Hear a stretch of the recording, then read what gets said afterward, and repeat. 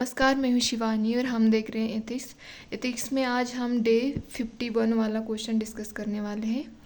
तो question discuss करने से पहले मैं आपको एक छोटी सी इन्फॉर्मेशन बताना चाहती हूँ।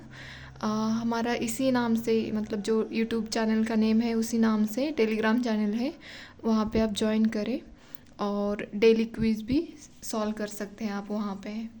तो चलो देखते हैं क्वेश्चन क्या है। Having knowledge of an unethical act and allowing it to continue can spread a contagion that can affect multiple beings in society. ये रूजवेल का कोट है, तो इसको हमें यहाँ पे डिस्कस करना है। तो मैंने यहाँ पे इंट्रोडक्शन लिखा है। इंट्रोडक्शन में यही लिखा है, when one has knowledge of an unethical act she needs to take action against it, since allowing the action to continue can actually cause the issue to affect many others. तो यहाँ पे हमने यहाँ पे इंट्रोडक्शन लिखा है, फिर यहाँ पे मैंने important to take action against an unethical act. Unethical act के अगेंस्ट एक्शन लेने की ज़रूरत होती है, तो यही मैंने लिखा है यहाँ पे नीचे। अनएथिकल एक्ट में aggravate example corruption by small official.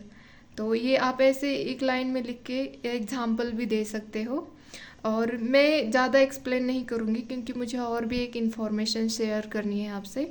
तो सेकंड मैंने यहाँ पे जस्ट मैं पढ़ूँगी, it may lead to marginalisation of vulnerable और थर्ड लिखा है create trust deficit in society.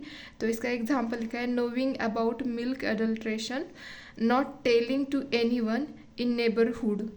तो ये भी एक अनएथिकल एक्ट है, तो इसके अगेंस्ट हमें आवाज़ उठाने की ज़रूरत है। Affect one self in long run.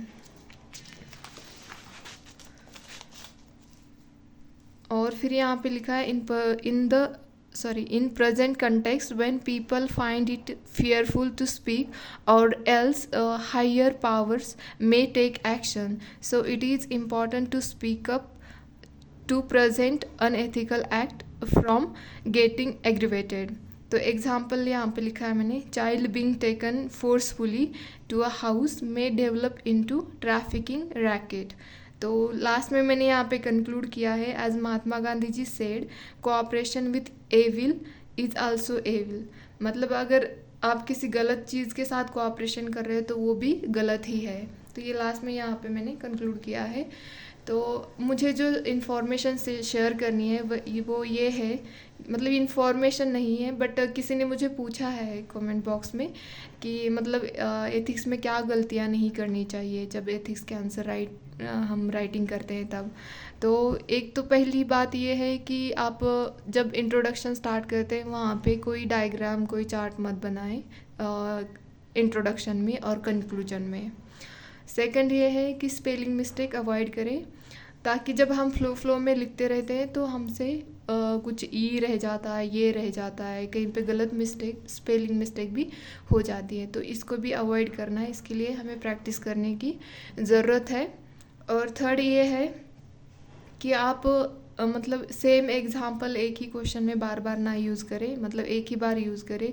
कोई सेंटेंस हो उसको भी रिपीटेशन अवॉइड करना है क्वेश्चन लिखते टाइम पे। और फोर्थ है कि मतलब जब मैं शुरुआत में आंसर लिखती तो कंक्लूड नहीं करती थी, मतलब कभी कभी मुझे ऐसे छूट जाता था मुझसे, मतलब जब मैंने टेस्ट सीरीज़ ज्वाइन की थी तब होता था मेरे से ऐसे। तो आप ऐसे मत करें, कंक्लूजन प्रॉपरली लिखें, 1 या 2 लाइन में एटलीस्ट कंक्लूड ज़रूर करें। तो यही कहूँगी कि प्रैक्टिस करें, प्रैक्टिस बहुत इम्पॉर्टेंट है। आप प्री निकाल भी लो और मेंस नहीं निकालोगे तो कोई मतलब नहीं रहेगा आपका, मतलब एट द एंड आपको इंटरव्यू दे के बाहर आना है, तब जाके आपकी पूरी जर्नी सफल होती है।